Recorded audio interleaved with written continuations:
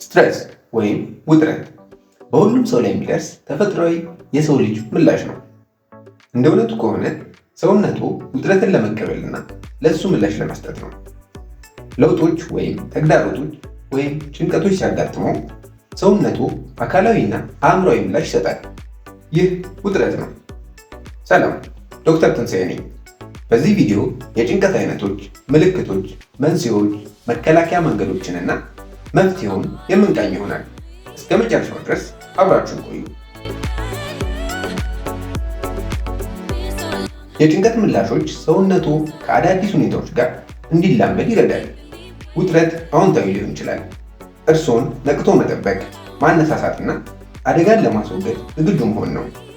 ለምሳሌ አንድ አስፈላጊ ፈተና እየመጣቦት ከሆነ የጭንቀት ምላሽ ሰውነቱ የበለጠ እንዲሰራና ረዘም ላለ ጊዜ እንዲነቃ ሊረዳው ይችላል። ነገር ግን ጭንቀቶች ያለ እፎይታ ወይም የእረፍት ጊዜያት ሲቀጥሉ ውጥረት ችግር ይሆናል።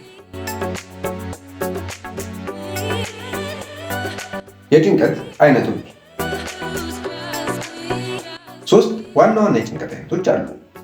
እነዚህም አኪዩት ወይም አጣዳፊ ውጥረት፣ ኤፒሶዲክ አኪዩት ወይም ወቅታዊ አጣዳፊ ጭንቀት እና ክሮኒክ ወይም ስር የሰደደ ውጥረት ናቸው።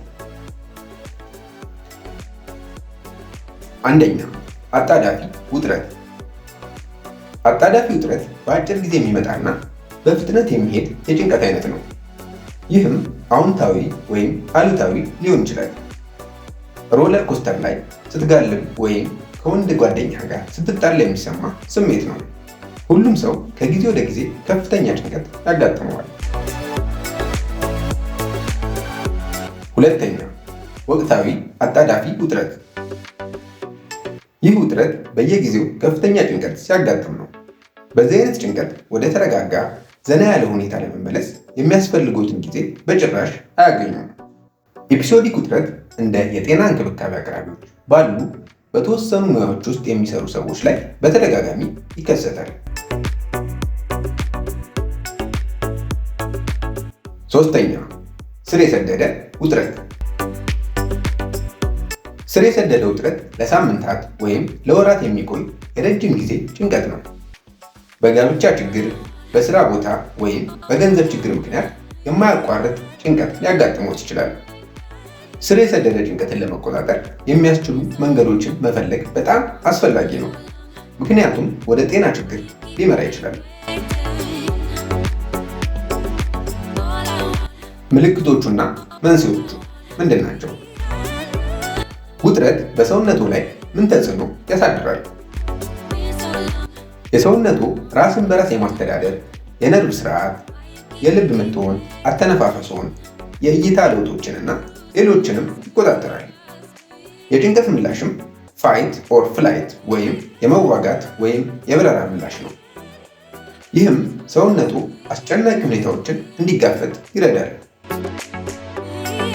የረጅም ጊዜ ወይም ስር የሰደደ ጭንቀት ሲኖረው የጭንቀት ምላሹ ስለሚቀጥል፣ ይህም በሰውነቱ ላይ ድካም እና ሐዘን በማስከተል አካላዊና ስነ ልቦናዊ የጭንቀት ምልክቶችን እንዲፈጠሩ ያደርጋል። አካላዊ ምልክቶቹ የደረት ህመም ወይም ልቦ እየሮጠ ያለ ስሜት፣ ድካም ወይም የእንቅልፍ ችግር፣ ራስ ምታት፣ ማዞር ወይም መንቀጥቀጥ፣ ከፍተኛ የደም ግፊት፣ የጡንቻ ውጥረት፣ የሆድ ወይም የምግብ መፈጨት ችግር፣ የግብረ ስጋ ግንኙነት ችግር እና የተዳከመ በሽታ የመከላከል ስርዓትን ሊያስከትሉ ይችላሉ። የስነ ልቦና ምልክቶቹ ብስጭት፣ የመንፈስ ጭንቀትና ሐዘን ናቸው። የባህሪ ምልክቶቹ ብዙውን ጊዜ ስር የሰደደ ውጥረት ያለባቸው ሰዎች ለመቋቋም የተለያዩ ነገሮችን ይሞክራሉ እና ከእነዚህም ነገሮች መካከል አንዳንዶቹ ልማዳዊና በጤናው ላይ ተጽዕኖ ሊያሳድሩ ይችላሉ። እነዚህም የሚከተሉትን ሊያካትቱ ይችላሉ። የአልኮል አጠቃቀም ችግር፣ ቁማር፣ ከመጠን በላይ መብላት ወይም የአመጋገብ ችግርና ማጨስ የመሳሰሉት ችግሮችን ሊያስከትል ይችላል። ሌላው ደግሞ የጭንቀት ሽፍታ በሴቶች ላይ በብዛት ይከሰታል። እና በ20ዎቹ 30ዎቹ እና 40ዎቹ ውስጥ ባሉ ሰዎች ላይ ብዙ ጊዜ ይከሰታል። ይህንም በጸረ ሂስታሚን ለማከም መሞከር ይችላሉ። ግን ጭንቀትን መቆጣጠርም በጣም አስፈላጊ ነገር ነው። የጭንቀት መንስኤ ምንድን ነው? ውጥረት ሰውነቱ ለለውጥ ወይም ለፈተና የሚሰጠው ምላሽ ነው እና ብዙ የተለያዩ ነገሮች ወደ እሱ ሊመሩ ይችላሉ። አስጨናቂዎችም አዎንታዊ ወይም አሉታዊ ሊሆኑ ይችላሉ። ለምሳሌ አዲስ ስራ ማግኘት ወይም ስራ ማጣት፣ ሁለቱም ጭንቀት ሊያስከትሉ ይችላሉ። ሌሎች የጭንቀት መንስኤዎችም የሚከተሉትን ያካትታሉ። የሚወዱት ሰው ህመም ወይም ሞት፣ ጋብቻ፣ መለያየት ወይም ፍቺ፣ የፋይናንስ ጉዳዮች፣ ወደ አዲስ ቤት መሄድና ልጅ መውለድ የመሳሰሉት ሊሆኑ ይችላሉ። ጭንቀት የሚያስከትላቸው ችግሮች ምንድን ናቸው? ስር የሰደደ ውጥረት በእርስዎ ላይ የሚያደርሰው ተጽዕኖ ወደ ብዙ የረጅም ጊዜ የጤና ችግሮች ሊያመራ ይችላል። የበሽታ መከላከል ስርዓት ማዳከም እንደ አርትራይተስ፣ ፋይብሮማያልጂያ እና ሶሪያሲስ የመሳሰሉ ችግሮችን ሊያስከትል ይችላል። የምግብ መፈጨት ስርዓት ችግር እንደ ክብደት መጨመር ወይም መቀነስ፣ ብስጭት፣ የአንጀት ቁስለት የመሳሰሉትን ሊያስከትል ይችላል። የልብ ደም ስሮች ችግር እንደ ከፍተኛ የደም ግፊት፣ የልብ ምት መጨመር የመሳሰሉትን ችግሮች ሊያስከትል ይችላል። የመራቢያ ስርዓት እንደ ኢንፌክሽኖች፣ ፖሊሲስቲክ ኦቫሪያን ሲንድሮም እና መሃንነት የመሳሰሉ ችግሮችንም ሊያስከትሉ ይችላሉ። መፍትሄዎቹ ምንድን ናቸው? ጭንቀትን እንዴት ማስታገስ እንችላለን? ጭንቀትን ማስወገድ አይችሉም። ነገር ግን አንዳንድ ዕለታዊ የጭንቀት እፎይታ ስልቶችን በመለማመድ ከአቅም በላይ ከመሆኑ በፊት ሊያቆሙት ይችላሉ። የጭንቀት አያያዝ የሚጀምረው በአካል ጥሩ ስሜት ሲሰማ ነው። የጭንቀት ምልክቶች ሲታዩ አንዳንድ የአካል ብቃት እንቅስቃሴዎችን ለማድረግ ይሞክሩ። አጭር የእግር ጉዞ ማድረግ ራሱ ስሜቶትን ከፍ ሊያደርግ ይችላል። በእያንዳንዱ ቀን መጨረሻ ስላከናወኗቸው ነገር ለማሰብ ትንሽ ጊዜ ውሰዱ። ያልሰሩትን ሳይሆን የእርስዎን የቀን የሳምንትና የወር ግቦችን ያወጡ። እይታውን ማጥበብ የአፍታና የረጅም ጊዜ ስራዎችን ለመቆጣጠር ስሜት እንዲሰማው ያግዞታል። ስለ ጭንቀቶ ከቴራፒስት ወይም ከጤና እንክብካቤ አቅራቢ ጋር ለመነጋገር ያስቡ። ውጥረት ለምን ያህል ጊዜ ይቆያል? ውጥረት በሕይወቱ ውስጥ ምን አይነት ለውጦች ላይ በመመስረት የአጭር ጊዜ ጉዳይ ወይም የረጅም ጊዜ ችግር ሊሆን ይችላል? የጭንቀት አስተዳደር ቴክኒኮችን አዘውትሮ መጠቀም አብዛኞቹን የጭንቀት አካላዊ፣ ስሜታዊና ባህሪ ምልክቶች ለማስወገድ ይረዳዎታል።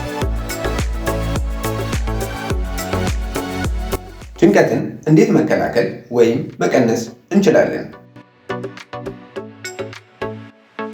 ብዙ የዕለት ተዕለት ስልቶች ውጥረትን ለማስወገድ ይረዳሉ።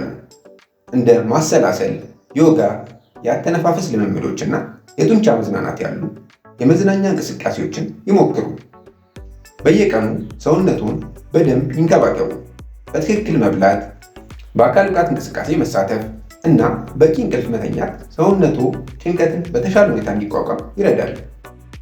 አዎንታዊ ይሁኑ እና ምስጋናን ተለማመዱ። ሁሉንም ነገር መቆጣጠር እንደማይችሉ ይቀበሉ።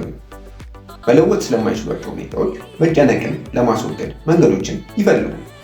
በጣም ስራ ሲበዛቦት ወይም ሲጨነቁ ለተጨማሪ ኃላፊነቶች አይሆንም ማለትን ይማሩ። እርስዎን ከሚያረጋጉ፣ ከሚያስደስትዎት፣ ስሜታዊ ድጋፍ ከሚሰጡትና በተግባራዊ ነገሮች ከሚረዱት ሰዎች ጋር አብረው ያሳልፉ። ጓደኛ፣ የቤተሰብ አካል ወይም ጎረቤት ጥሩ አድማጭ ሊሆን ወይም ኃላፊነቶችን ሊጋሩ ይችላሉ። ስለዚህ ጭንቀት ከአቅም በላይ እንዳይሆን ይረዳሉ። መቼ ነው የሕክምና እርዳታ ማግኘት ያለብዎት? ከመጠን በላይ መጨናነቅ የሚሰማዎት ከሆነ፣ አካላዊ ጤንነቱ ከተጓደለ፣ የጭንቀት ምልክቶች በጭንቀት እፎይታ ዘዴዎች የማይጠፉ ከሆነ እና ይህን ለመቋቋም የመዝናኛ እጾችን ወይም አልኮል የሚጠቀሙ ከሆነ ወደ የአእምሮ ጤና ባለሙያ እንደ ሳይኮሎጂስት ወይም ሳይካትሪስት ጋር መሄድ ይኖርቦታል። ቪዲዮውን ጠቃሚ ሆኖ ካገኙት ለሌሎች ለሚያስፈልጋቸው ሰዎች ያጋሩት እና ለተጨማሪ ጠቃሚ የሆኑ የጤና መረጃዎች ሰብስክራይብ ማድረጉንና የደወል ምልክቷን መጫኑን አይርሱ። ሰላም ለእናንተ ይሁን።